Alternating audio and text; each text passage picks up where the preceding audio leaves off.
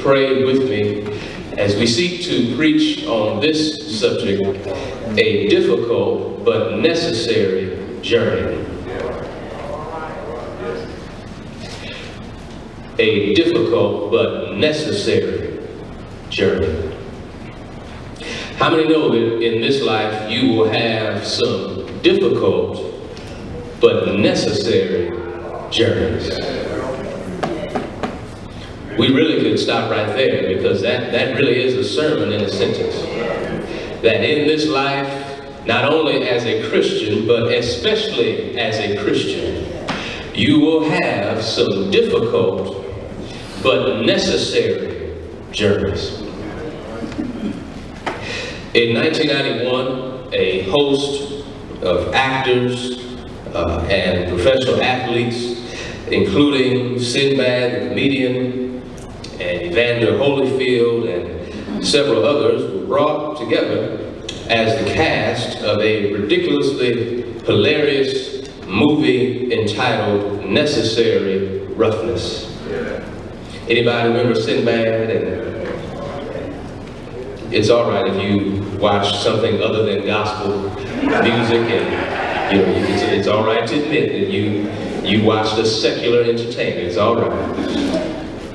But the movie plot unfolds when the Texas State Fighting Armadillos Christian football team receives penalty sanctions that prohibit many of the premier student athletes from playing.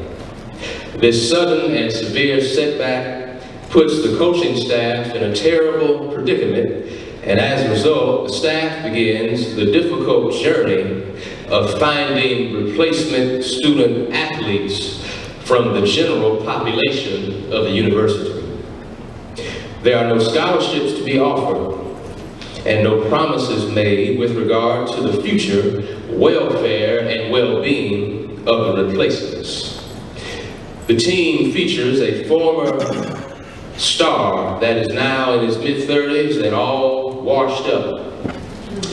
And only because he amazingly still had eligibility left, because he never finished school, is he now eligible and able and available to play. In addition to him, they recruit a female soccer player from the school to be their place kicker. And this, of course, brings criticism and ridicule, as well as a host of other crazy students that outside of this unique circumstance would never have a chance to play football for the Texas State Fighting Armadillos football team. And so this makeshift team, full of misfits and a miserable coaching staff, takes the difficult journey of overcoming impossible obstacles and trying to make the best of a bad situation. Likewise, church, it is strange yet true that obstacles can often become the greatest opportunities for our spiritual growth. Right. Are you going to help me today? Despite how uncomfortable and undesirable life can get at times, it is nevertheless the case that difficult journeys prove to be training ground for our spiritual maturity and development. It is when we are stuck in a tough season of life that an occasional prayer life tends to become a habitual prayer life. An occasional devotion and commitment becomes a daily devotion. Why the change? Because we get to the point where, if we're mature enough, we understand that we can do nothing without God. We get to a place that we recognize how important it is to establish and maintain our spiritual vitality through spiritual discipline. And it is only when discipline becomes a regular occurrence that we can make it through our difficult seasons. Somebody missed what I just said. I said it's only when you develop a regular discipline with your spiritual life that you can make it through difficult times. Because all of us can be Christian when life is going well. You ought to help me right there. All of us can sing songs of Zion when all of our bills are paid.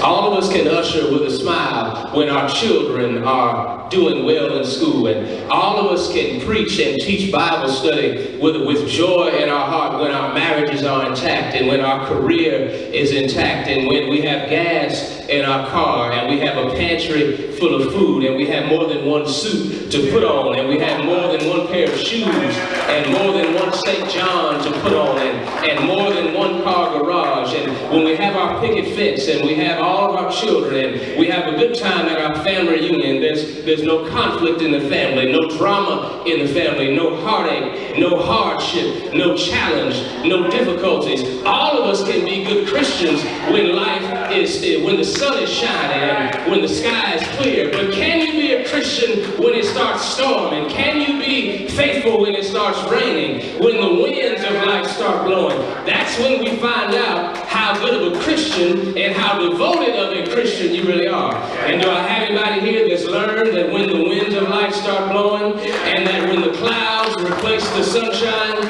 and that when the rain replaces the cool breeze, that's when you have to learn how to say, Father, I stretch my hands to thee.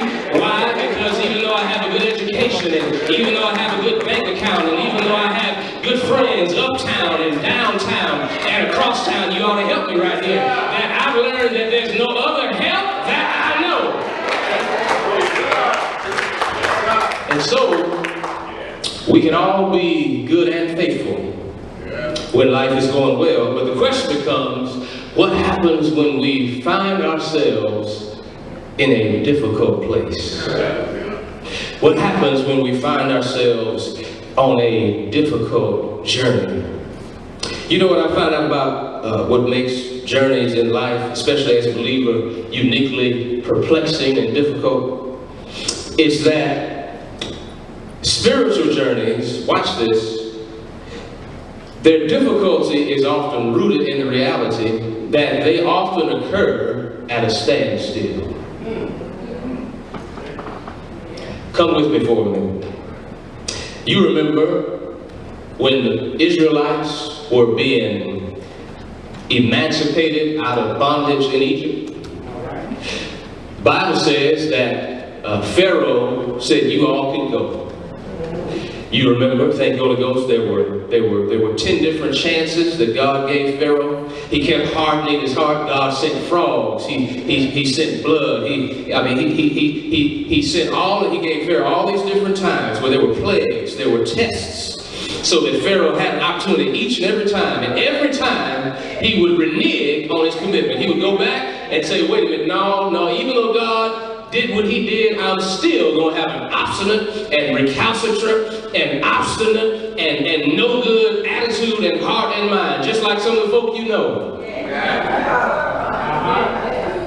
That regardless of what you do for them, they still have a bad attitude. Regardless of how much you try to help them, they still have a frown on their face. Despite how much you try to do for them, they still turn around and stab you in your back. You ever had somebody like that in your life? That the more you do to help them, the more they end up hurting you. And that's what God did for Pharaoh. He gave him chance after chance after chance. Finally, Pharaoh gives in, lets Israel go.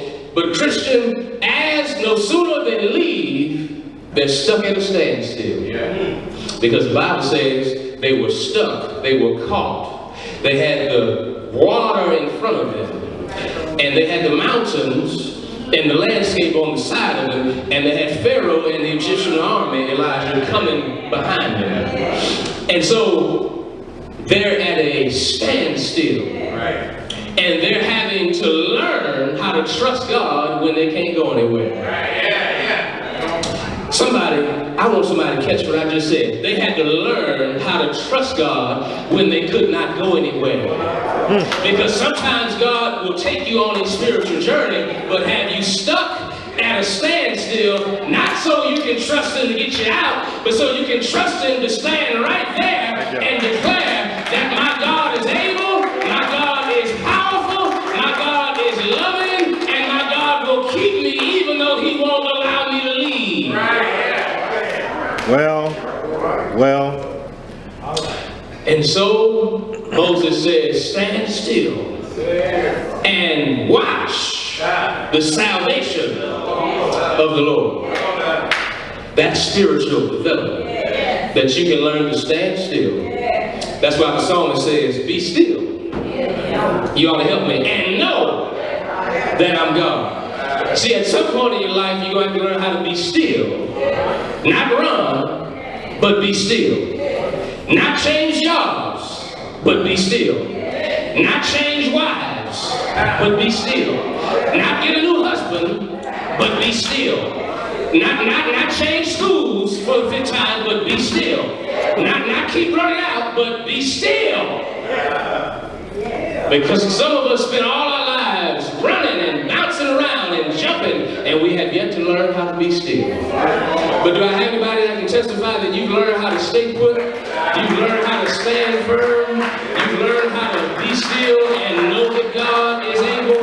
You've learned how to be still and know that God loves you? You've learned how to be still and know that God cares for you? You've learned how to be still and know that God will provide, that God will make a way, that God will open a door, that God will keep you in your right mind when you feel like losing your mind, that God will watch over your household when you're not there, that God will keep your children when you're not there, that God will keep your marriage when it's in the dumps, that God will watch over your children when you can't be there, that God will bless your church even when there's been turmoil and pain and splits and fractures, that God is still able, that He still delivers, that He still provides, that He still delivers, that He's still gracious, that He's still merciful, that He's still powerful, that He's still loving, that He's still forgiving, that He's still does the impossible.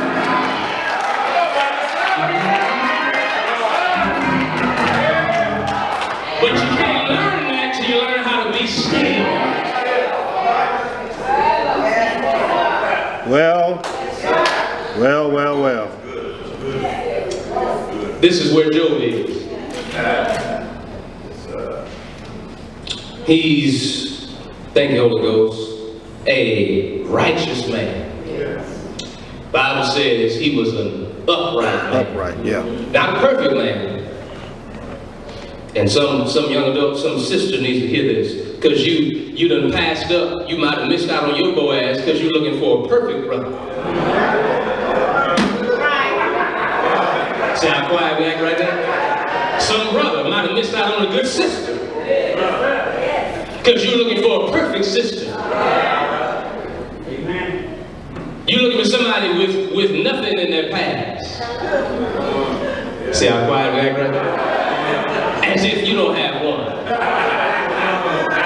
See how I slid that in? So Job was an upright man. Bible says, thank you, Holy Ghost, that he was so upright and righteous, Mother Greta, that, and you all have read it, that he would say additional prayers on behalf of his children. Watch this, just in case they had been guilty of sin and had not gone and repented before God's presence. Got up every day and prayed. Every day and spent time in prayer, meditation, devotion. He was an upright man. But lo and behold, Bible says God had a conversation with Satan. And said, he asked Satan, where have you been? Satan says, I've been just walking to and fro.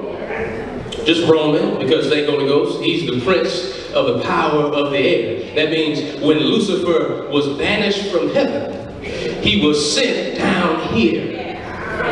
He's not going to be confined to hell yet, because Jesus, thank Holy Ghost, has not come back. The rapture has not occurred. So until rapture occurs, he's the prince of the power of the air, who seeks to destroy, who walks around seeking whom he may devour, because he knows there will be a time where it'll all be over. And so since he knows he does not have ultimate victory, his victories come by destruction on earth. However many lives he can tear apart, that's what he's going to do. He's going to do all he can in his power to make your life and mine miserable. He's going to try to discourage you and make you intimidated and fearful. That's why the Bible says that he roars like a lion. Not because he has a bite, but because he wants to scare you into thinking that he can take you out. And so, Job, upright man, did nothing that was not pleasing in God's eyes. The Bible says, he says, God told Satan, have you considered my servant? I don't have time to stay here long, but that really shook me up, Chairman, because it reminded me that if God had the prerogative and the authority and the audacity to offer his servant for a time of trial and suffering, then who do you and I think we are? When we're not as upright as Job was. When you and I know we've missed some days in prayer, and we've missed some Bible studies, and we've come in too late on a Saturday night and had to come in and wipe the matter out of our eyes on Sunday morning. Who do we think we are? That we won't have a season of trial and testing. So Job, he was spiritual and secure, but now he's struggling. Because the Bible says he was covered head to toe with boils, sores that ooze. I know this is graphic, but it's on purpose. There was pus that oozed out of the sores that covered his body. He's sitting in an ash heap. And he's now in the crucible of his pain and affliction. All his children have been taken out. And his own wife just got to the place where she said, husband Job, why are you even staying faithful to a God who would let this happen to you? So now he's at his wit's end, sitting in the ash heap of his affliction and pain. He was confident, now he's confused. He was hopeful at first, but now in chapter 23, he's hurting. He was alive. He's alive, but he's sick. He's alert, but he's perplexed. He's been upright, but now he's downtrodden. He's been faithful, but he's frustrated. God has favored his life, but now he's flustered. He's been persevering, but he's been dealing with anxiety. Because again, he's sitting on the ash heap of his affliction. Let me ask you a question. What's the ash heap of your affliction? What ash heap of affliction are you sitting on? Or which bed of affliction have you laid in? What is your testimony of how God has allowed affliction to consume your life and how you made it despite how bad and painful it was? Here's the truth. If you haven't had to lay in the bed of affliction yet, it's coming. And you don't have to be 50 or 60 years old to lay in a bed of affliction. You can be 15 or 16 and have to lay in a bed of affliction. Our young people deal with things at an early age these days that can make an adult go crazy. Let alone a teenager, an adolescent, an elementary school kid. And so, what's the hope? What gives us possibility? Well, there's a couple of lessons we learn on difficult journeys. When God has you at a standstill, like Job, and you're sitting on the bed or the ash heap of your affliction, you can't go anywhere, you're stuck. There's some things we can learn. The first of which is, we must be confident in God's power even when he conceals his presence. Because look at verse 8 and 9. Verses 8 and 9 says, behold, I go forward, but he's not there. I go backwards, but I cannot perceive him. In other words, I can't recognize him. I don't see his hand working. But watch, he says, on the left hand, when he's working, notice that I do not behold him. He turns to the right hand, but I do not see him. Now, check this out. He says, I go forward, he's not there. Brother Dodson, then he says, I go backward, I cannot see him. Then he says, I turn to the left hand, And then he goes on after and says, I cannot behold him. Turn to the right hand, I don't see him. So 3 times, he's not there. I do not perceive him. I do not see him. But notice that phrase. He said, when I turn to the left hand, when he's working. There's a subtle acknowledgement by Job that I'm still going to believe. I have the audacity to believe that God, even though I can't see him, he's still there. And if you and I are going to mature in our faith, we have to get to the place where we can have confidence in God's power, even when he conceals his presence. Yeah. You got to be able to affirm that God is still working, even if I can't see him. Wow. That's good. Have you ever been there where you felt like you couldn't see God? You couldn't trace where God was, what he was up to, how he was going to work it out. And then in the nick of time, he worked it out.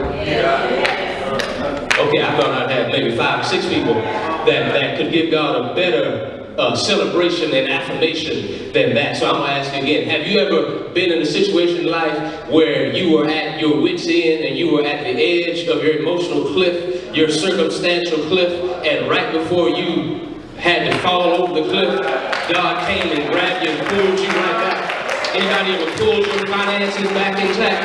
Pulled your family back intact? Pulled your marriage back intact? Pulled your children back intact? So you have to learn how to mature enough to know that he's there, even though you can't see him.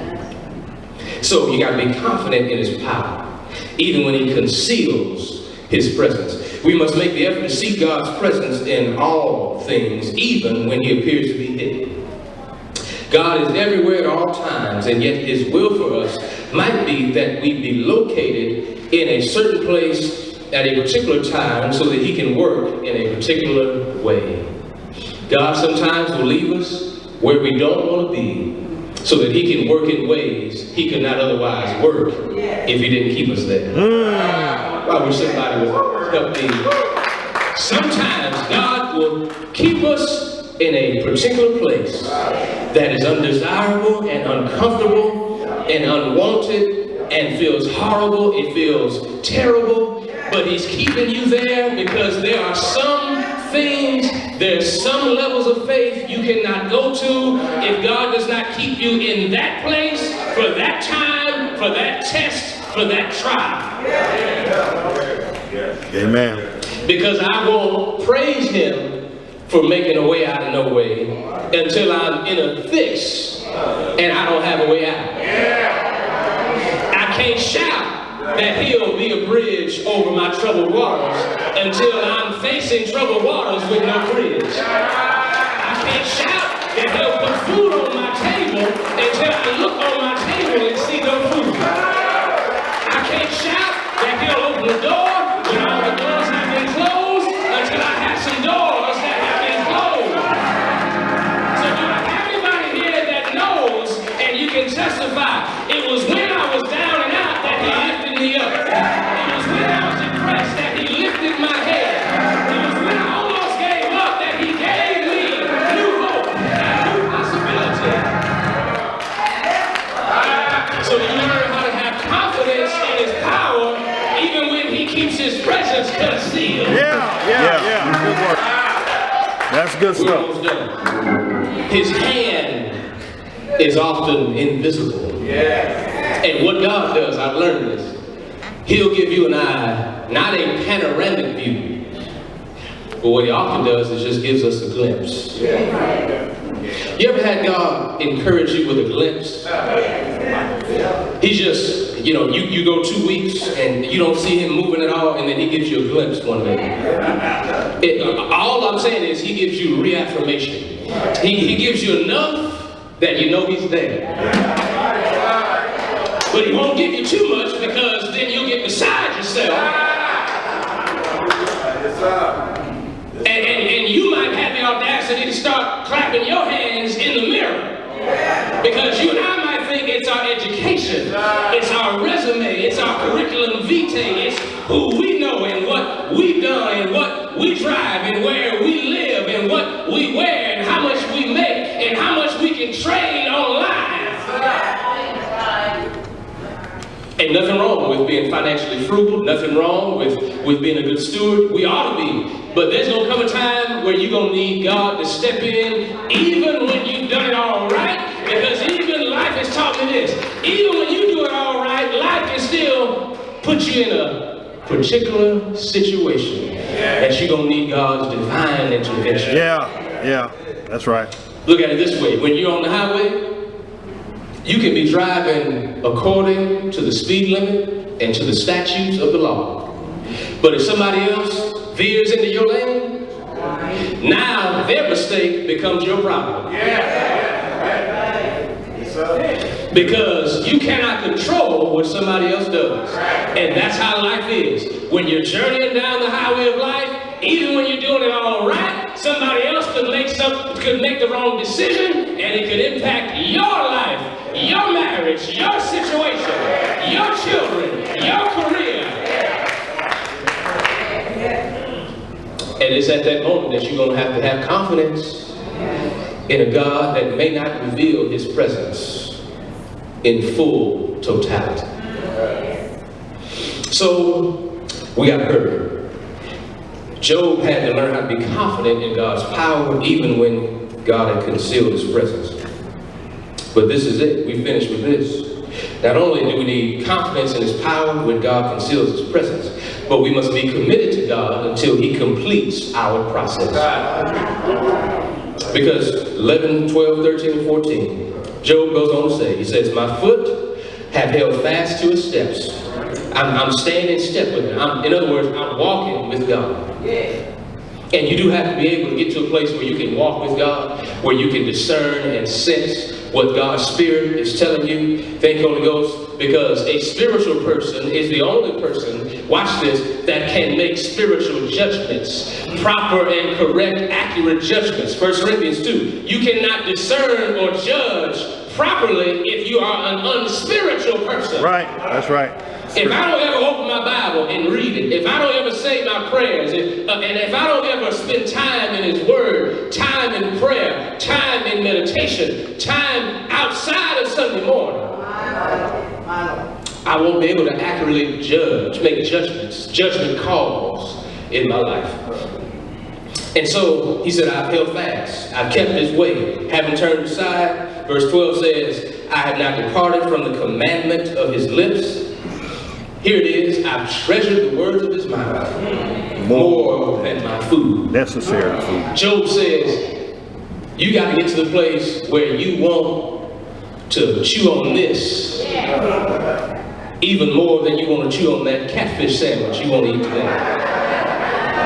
More than that etouffee and that gumbo that you want to enjoy. More than that boudin that you like. You got to want the Bible as much, if not more, than the boudin. Yeah.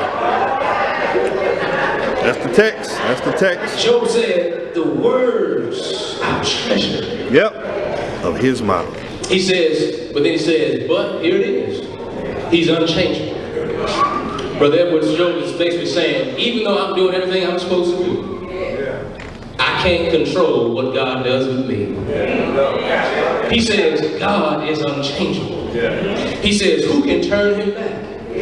Who can step in front of God and tell him that he can't do what he's going to do? He says, what he desires, and I'm done, he does. That he does, yep. And finally, in verse 14, he says, and he will complete what he appoints for me. And many such things are in his mind. You know what the good news is about being on a difficult but necessary journey? Is that if you don't run out too fast, if you stay where God has placed you long enough to see God working out for you, that you'll find out that God's going to complete what he starts, because everything he does for you is for you. Yeah. And it's uniquely for you. God is not going to do for you the way he does it for you to somebody else. He may do something similar for somebody else. What he has done for somebody else, he'll do for you too, that's what we say. But he's going to do it in a way that fits your life, your marriage.